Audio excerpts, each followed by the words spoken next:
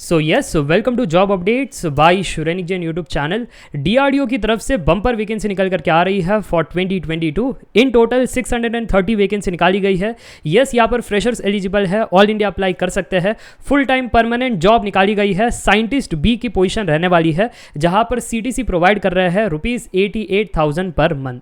Final year वाले बच्चे भी एलिजिबल है। डीआरडीओ, एडीए, डीएसटी, ये 3 गवर्नमेंट की बॉडीज है जिन्होंने ये रिक्रूटमेंट साथ में निकाली है।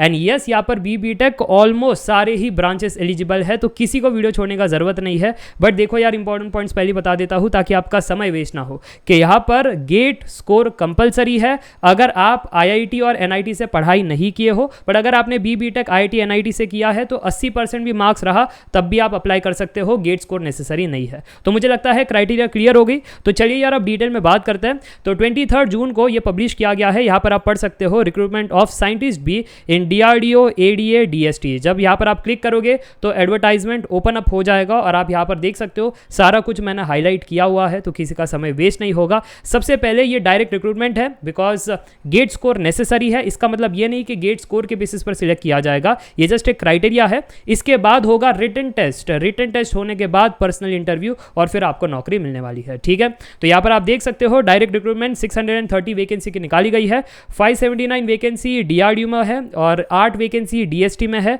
एडीए में 43 वैकेंसी है। सभी जगह साइंटिस्ट बी की वैकेंसी है।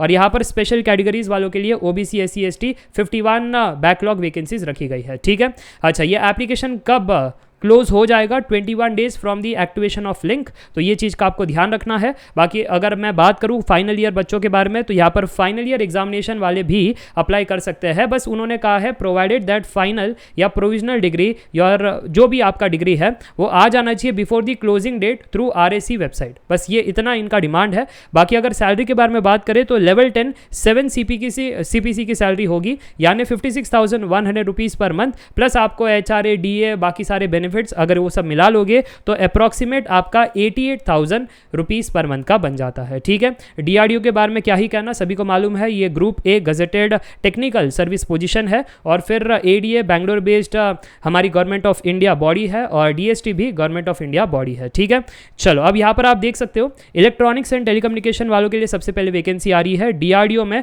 135 प्लस वैकेंसी है, एडीए में 12 वैकेंसी है, डीएसटी में 2 वैकेंसी है। कौन अप्लाई कर सकते हैं? एसेंशियल यानी कंपलसरी क्वालिफिकेशन यहाँ पर रहने वाला है कि फर्स्ट क्लास बैचलर्स डिग्री होना चाहिए इन इलेक्ट्रॉनिक्स एंड टेलीकम्युनिकेशन या फिर उसके इक्विवेलेंट। तो इक्विवेलेंट में बताया गया है जो भी सैंडविच है आप आराम से अप्लाई कर सकते हो। जैसे इलेक्ट्रॉनिक्स इंजीनियर है, अप्लाई कर सकते हो। टेलीकम्युनिकेशन अप्लाई कर सकते हो। इंडस्ट्रियल इलेक्ट्रॉनिक्स अप्लाई कर सकते हो। तो बहुत सारे यहाँ पर सैंडविच कोर्सेज अप्लाई कर सकते हैं, कॉम्बिनेशन वाले एलिजिबल है। अच्छा, यहाँ पर सबसे इंपॉर्टेंट है कि वन ऑफ दी क्राइटेरिया आपको मैच करना है। एक तो ये, अगर आप बीटेक कहीं एक not so government oriented institute में आपने किया है, जैसे अगर प्राइवेट हो गया या टीयर 2 टीयर 3 हो गया, तो उस केस में कंपलसरी है कि वैलिड गेट स्कोर होना चाहिए, वो भी टेलीकम्युनिकेशन। ईयर स्पेसिफाई नहीं किया है, कोई भी ईयर का चल जाएगा, तो ये एक अच्छी चीज़ है।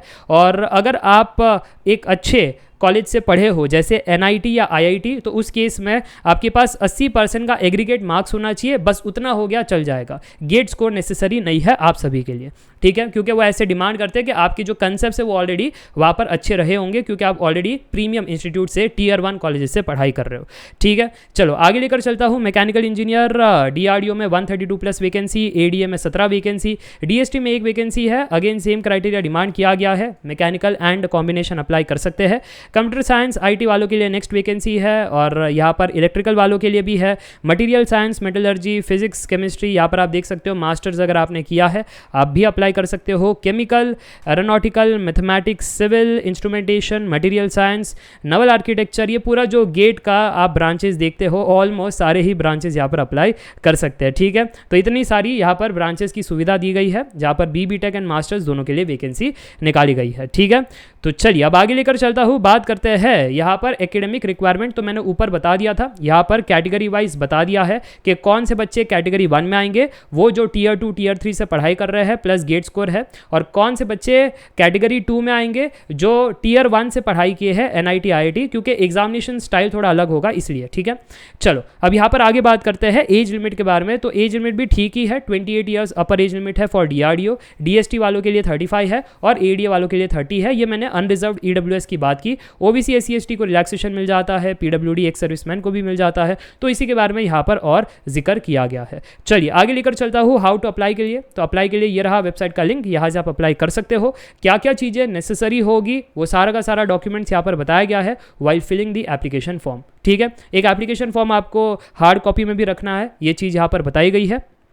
बात करते हैं यहाँ पर कि documents to be uploaded online, सारा कुछ यहाँ पर स्पेसिफाई किया गया है और अच्छे से भरना, ध्यान से भरना, अगर कुछ भी गलत कर देते हो तो फिर बाद में दिक्कत होती है। ठीक है, तो ये चीज़ आपको ध्यान रखनी है। एप्लीकेशन फीस दे करके मैं खुश हो गया क्योंकि मिनिमल रखा गया है 100 रुपीज़, तो काफ़ी रीजनेबल है। Unreserved EWS OBC male candidate के लिए, अदर कैंडिडेट्स के लिए कोई एप्लीकेशन फ़ी नहीं है, वुमेन कैंडिडेट के लिए भी कोई एप्लीकेशन फ़ीस नहीं है। ठीक है, अब स्क्रीनिंग कैसे होगा, शॉर्टलिस्टिंग कैसे होगा, ये इंपॉर्टेंट है। सबसे पहले यहाँ पर जो कैटेगरी 1 के बच्चे हैं तो आपका गेट स्कोर जो होगा उसके बेसिस पर आपको पहले शॉर्टलिस्ट किया जाएगा। शॉर्टलिस्ट करने के बाद आपको रिटन टेस्ट के लिए भेजा जाएगा। रिटन टेस्ट के बाद आपका पर्सनल इंटरव्यू होगा और नौकरी मिल जाएगी। ठीक है, कैटेगरी 2 वालों के लिए जितने भी आईआईटी एनआईटी के ग्रेजुएट है विद मिनिमम 80% मार्क्स, सारे के सारे रिटन टेस्ट लिख सकते हैं, उनमें कोई यहाँ पर कटौती नहीं रहेगी, ना कोई मेरिट लिस्ट निकलने वाली है। सारे के सारे आप लिख सकते हो रिटन टेस्ट और फिर उसके बाद पर्सनल इंटरव्यू होगा और आपको नौकरी मिल जाएगी। अच्छा, बात करते हैं यहाँ पर कि रिटन टेस्ट में क्या क्या चीज़ें ध्यान में रखनी है। रिटन टेस्ट में सबसे पहले तो 2 पेपर्स ऑफ 300 मार्क्स ईच होने वाला है, 2 पेपर जहाँ पर 300 मार्क एक पेपर का रहने वाला है और यहाँ पर 2 sessions of almost 3 hours each दिया जाएगा। ये एकदम से वैसा ही सिलेबस है जो ईएससी का आप ईएससी यूपीएससी के लिए पढ़ाई करते हो, उस सिलेबस के फॉर्मेट के हिसाब से है, उस पैटर्न के हिसाब से है, तो यहाँ पर सिमिलर कहा गया है, तो आप इस चीज़ का नोट करते हुए चलना। पेपर बेस्ड फॉर्मेट होगा। ओके, तो यहाँ पर एकदम ईएससी वाला ही फॉर्मेट है, एकदम कॉपी किया गया है। अब ये एग्जामिनेशन कहाँ पर कंडक्ट किया जाएगा, 7 सिटीज़ बताई गई है, बेंगलोर, चेन्नई, दिल्ली, हैदराबाद, कानपुर, कोलकाता एंड पुणे, और यहाँ पर अदर कॉमन सेंटर्स में भी रखा जाएगा इफ़ बहुत सारे स्टूडेंट्स यहाँ पर एलिजिबल हो जाते हैं। बात करते हैं रिटन टेस्ट कब कंडक्ट किया जाएगा, 16 अक्टूबर को कंडक्ट किया जाएगा, तो काफ़ी समय है आपके लिए, पढ़ाई वढ़ाई कर सकते हो, प्रिपरेशन रिविजन कर सकते हो। ठीक है, सिलेक्शन प्रोसेस में ये सारी चीज़ तो रहेगी, अंतिम में आपका मेडिकल फिटनेस टेस्ट भी होगा, जिसके बाद ही आपको परमानेंट नौकरी मिलने वाली है। ठीक है, बात करते हैं यहाँ पर वेटेज के बारे में, तो फाइनल लिस्ट निकलेगी तो उस पर वेटेज क्या होगा दोनों कैटेगरी के लिए, कैटेगरी 1 कैटेगरी 2, 80% रिटन टेस्ट को होगा, 20% पर्सनल इंटरव्यू को होगा, बस यही चीज़ है। बाकी जो कैटेगरी 1 वाले हैं आई गेस दोनों कैटेगरी के लिए only those candidate securing minimum qualifying marks, 70% unreserved के लिए, 60% EWS OBC SC ST PWD candidate के लिए। तो यहाँ पर कट ऑफ के बारे में बात की गई है। ठीक है, वही इंटरव्यू के लिए जा सकते हैं। चलो, मुझे लगता है सारी चीज़ें क्लियर है।